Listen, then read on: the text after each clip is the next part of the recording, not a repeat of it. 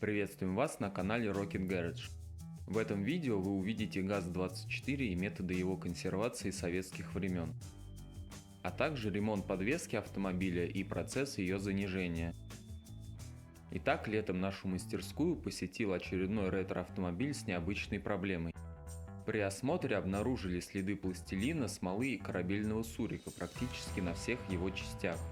Это была так называемая самостоятельная консервация старого владельца, которая помогла сохранить машину до наших дней, но подпортила ее внешний вид. Особенно сильно бросалось в глаза состояние порогов. Верхний черный слой смолы на них удалили с помощью кисточки и обезжиривателя. Затем сняли молдинги и убрали весь пластилин под ними.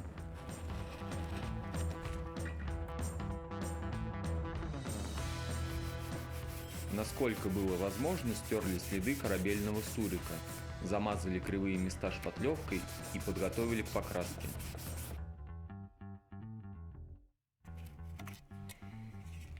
С помощью скотча и пленки полностью оклеили машину, оставив только пороги и часть передних крыльев для плавного перехода краски.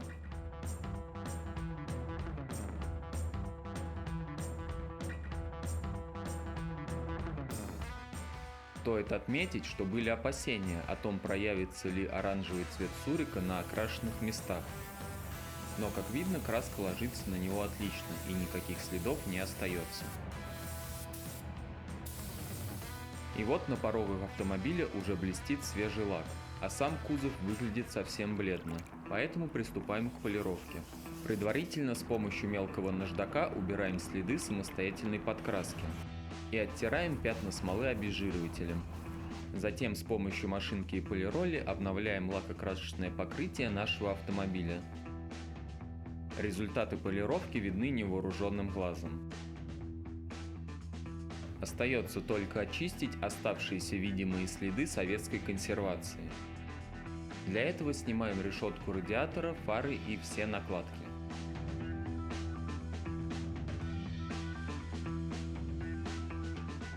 Убираем везде пластилин и также выполняем их полировку.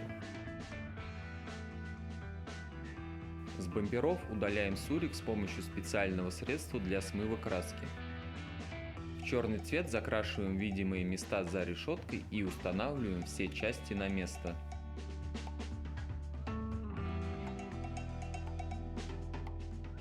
После завершения работ с внешним видом автомобиль отправился на выставку. И спустя пару месяцев снова приехал к нам для работы с подвеской. Разобрав переднюю часть, стало понятно, что сайлентблоки все рассохшиеся, и их необходимо заменить на новые. На первый взгляд задача несложная, но оказалось, что все не так просто. Запчасти, имеющиеся в магазинах, плохого качества. Сайлентблоки передних рычагов идут в коробках комплектом, и не все соответствуют указанным номерам. Также в этих наборах попадаются резинки со старых запасов, которые рассыпаются прямо в руках. Чтобы собрать верхние рычаги, пришлось купить 4 комплекта. На нижние рычаги передней подвески новых сайлентблоков для ГАЗ-24 найти практически нереально. Есть только пролежавшие лет 40 на складах в запасах. Поэтому пришлось покупать и ставить рычаги в сборе от более свежей версии Волги. Для занижения передней части автомобиля отпилили пружину на 1,5 витка. Со стабилизатором проблем не возникло. В задней части сделали проставки из профильной трубы 60 на 40 мм. Приобрели новые стремянки рессоров, чтобы увеличить длину резьбы.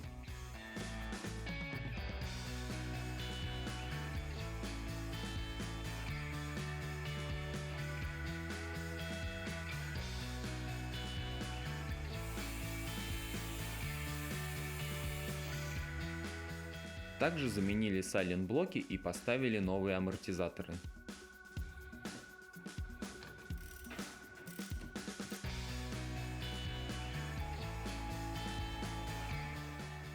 Таким образом, нам все-таки удалось добиться необходимого результата.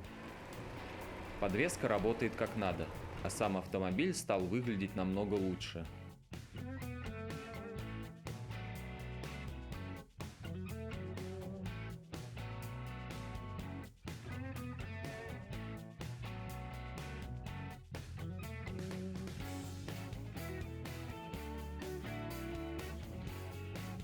Оставляйте свое мнение о проделанной работе в комментариях и подписывайтесь на канал, чтобы не пропустить новые видео.